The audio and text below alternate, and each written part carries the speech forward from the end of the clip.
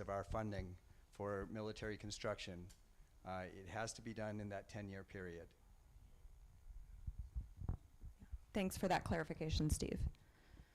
But meeting those requirements that are set out, we wouldn't ask the contractor to say, we need you to relocate 100 trees, and then if they all die, we're like, well, that sucks, that was good try, right? There are stipulations on minimum requirements met. Thank you. Absolutely, thank you for the question.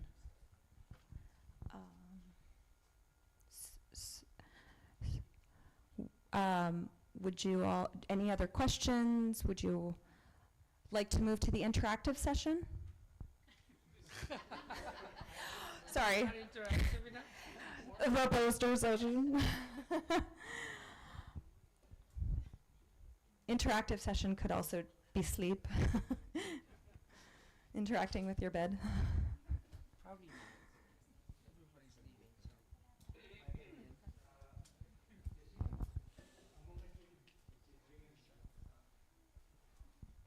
Sir, you're good?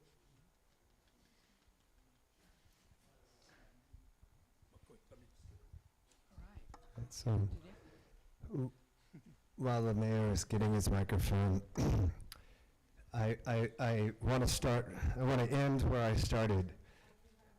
Did you find this interesting, first of all? Yeah. Well, did we use any words that you didn't understand that we didn't explain? No.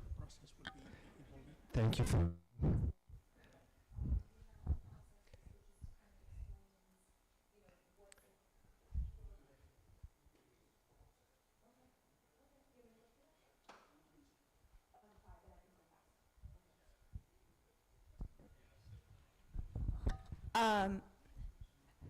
So we'll just quickly go through the environmental process, just to ensure everyone has an overview. We did hit some of it in some of the questions, but at least this way you have kind of a complete overview of it.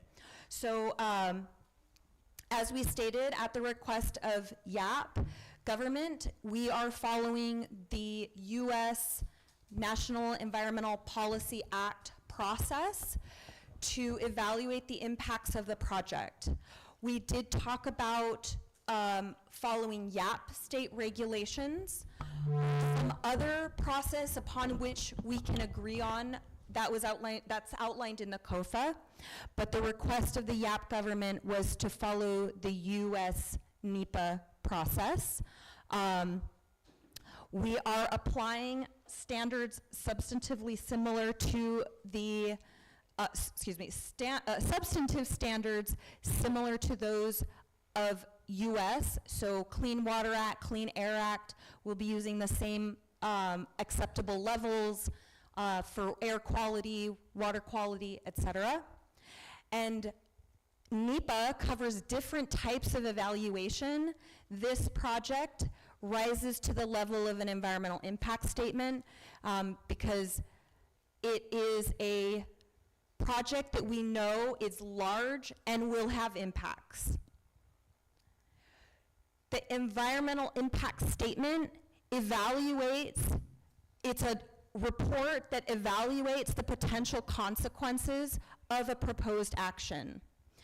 It helps decision makers understand and weigh the different trade-offs and helps develop avoidance and mitigation efforts before the project moves forward. And a major component of the EIS process is public input. The resources that we include in an environmental impact statement are all those you see here listed: land use, topography, geology, and soils, cultural resources, biological resources such as marine, terrestrial, estuarine, biosecurity. All of that falls in biological resources. We look at noise, air quality, public health and safety, socioeconomics. So we're looking at all of those impacts. If we dredge, what are the impacts to topography, cultural resources, biological resources, etc.? The parts of the document, the environmental impact statement, are the purpose and need for the project. So we'll describe again what the need for the projects are. We'll talk about the proposed projects themselves in detail. We'll talk about the baseline conditions of the affected environment. We'll talk about the impacts, the potential impacts to those resources. And then we talk about the mitigations. Phases of this process is we identify the project, we make sure we understand what it is we need, what the DoD needs. We then issue a notice of intent to the public. That's a very formal part of the EIS process where we let the community know what that we intend to do these projects. We then have public scoping that helps us specifically determine what is important to the community, to gather any sort of information that the community may have. That helps us develop the analysis. It helps us determine what what mitigations are important to you. We use that information to draft up the document, and then we provide that draft document to the community to review. And that's another opportunity for the public to be involved, to give us feedback on that first round, let us know what we got right, and let us know where we didn't get it right. We then take that input and we prepare the final environmental impact statement document, which is then used to make a decision by the DoD, by a member of the military. That decision will talk about the projects that we do move forward with, and it includes the mitigations we are required to do to move forward with those projects.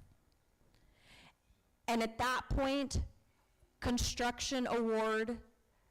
the construction contract may be awarded, not sooner, and we can begin mobilizing the construction contractor and begin the mitigations again on the timeline that is appropriate for those resources. Last slide, I want to just make sure that folks understand the points at which public involvement is included in this environmental impact statement process. During the scoping meetings, we gather information from the public, like we are now. We've recorded the comments you all have shared with us tonight. There are comment forms you can fill out and write down and give to us tonight. And you can also submit via email or via mail. You can send us comments between now and September 29th. That information is considered in the drafting of the EIS. It helps us understand what is important to you, what mitigations would be important to you, so that we can choose the best mitigations based on the impacts, based on the funding that we have. We develop the draft EIS, and then we release the draft EIS where the community has another opportunity to provide input. That helps us again finalize the document, and then we release the final document. I do want to emphasize two things. There will be impacts. I don't want people to get this idea, again, promising something that we cannot deliver. And for the project this size, there will be impacts. There will be positive impacts and there will be negative impacts. We are very much trying our best to understand what is important to you so that we can focus those minimizations and mitigations on what is important to the people of Yap. I think those were the 2 points. If anybody has questions about the process or about any of the items that we talked about tonight, we do have posters. We're happy to talk. We do have several subject matter experts on the areas. Some things are based on models. Some things are very much based on ground truthing, right? We're not using models to what are on Yap.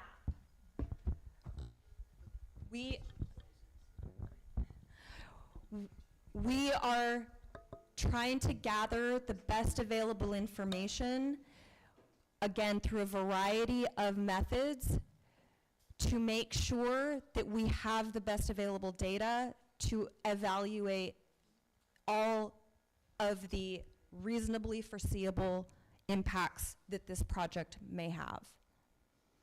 With that, I'll go ahead and, Mayor, I'll turn it over to Mayor. Any questions? Any further questions? No? I think we've exhausted time. It's kind of late already, but we'd like to, is there any final? No, just, we do appreciate this. It is late. We very much appreciate the community coming out. We know it's long. We know it's not a perfect system, but we are here to try and get your input and understand what is important to you.